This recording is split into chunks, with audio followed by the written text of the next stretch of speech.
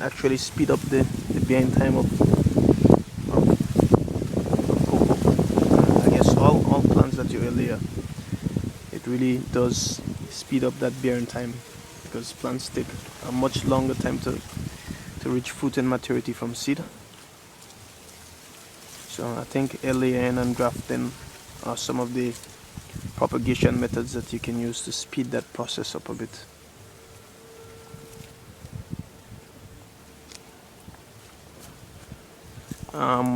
One other important thing about layering is that it gives you a replica of the parent plant. So if you have a plant that is a high producer and you do an air layer, what you're doing is making an exact copy of that parent plant. So there you have it, my cocoa, one of my air layers. I have a couple of them, but this is just one.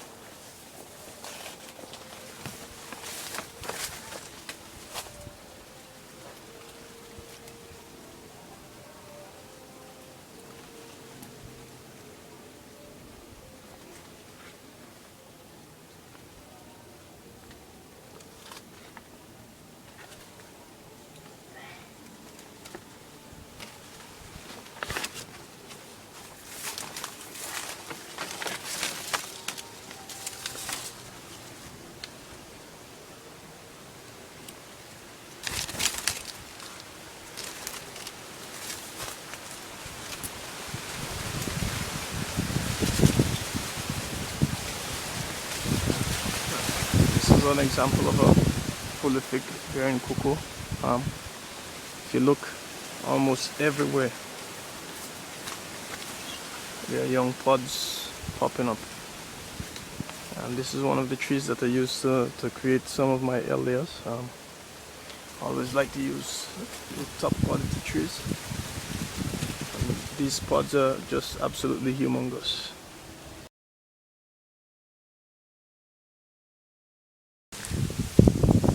On the subject of flooring, there's one other interesting thing I want to share with you.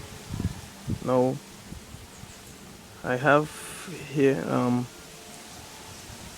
a Pondapple, and this is a member of the soursop and sugar apple, Atimoya, cherry moyas, that same family and was. And this plant isn't even 2 years old from seed, and for some reason it has also pushed out flowers. There were 2 flowers here, and I think some insects got one, but it's interesting to see whether or not the flower would develop into a fruit. But I think usually they produce in about 3 years, and under 2 years this one has pushed out some flowers. I hope it's not as a result of stress and dying, because I think when plants die, sometimes the stress from whatever is causing the demise causes them to flower in a desperate attempt to continue the species. But it looks pretty healthy. I want to hope it's just having been treated well and having the optimum growing conditions, that it's produced fruit in under 2 years.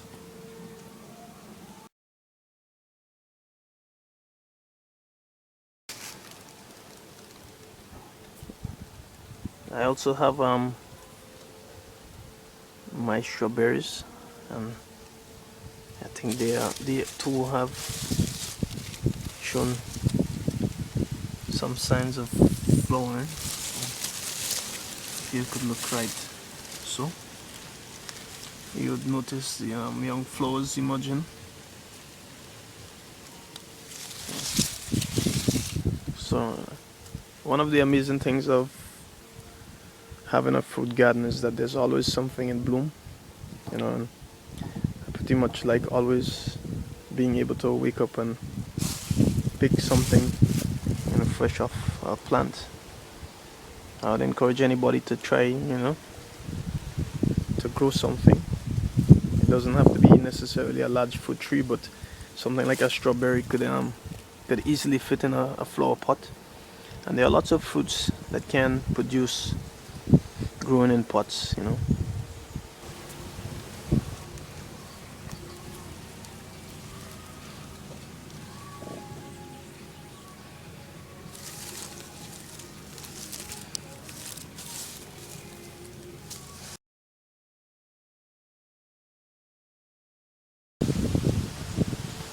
This is my water apple tree. Here in the Caribbean, we refer to it as cashew, the French cashew. Um,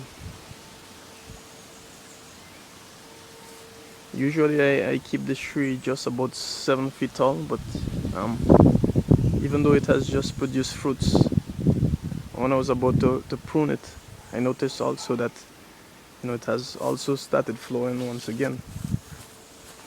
So then I'll have to wait for these flowers to mature into fruits, before deciding to prune it.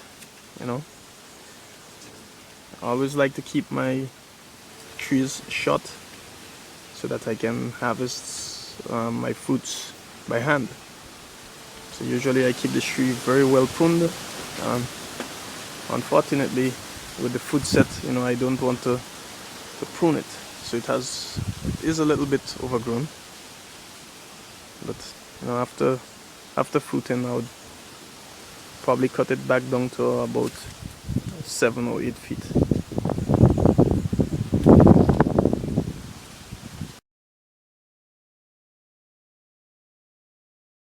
And also producing a fruit is I have here fig,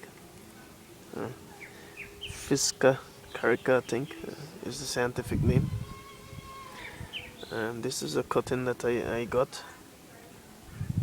and I planted it out just a couple of months ago, and interestingly it has produced a fig, and it's not even a foot above the ground, and it's already producing. So I guess that's one of the interesting thing that I can show.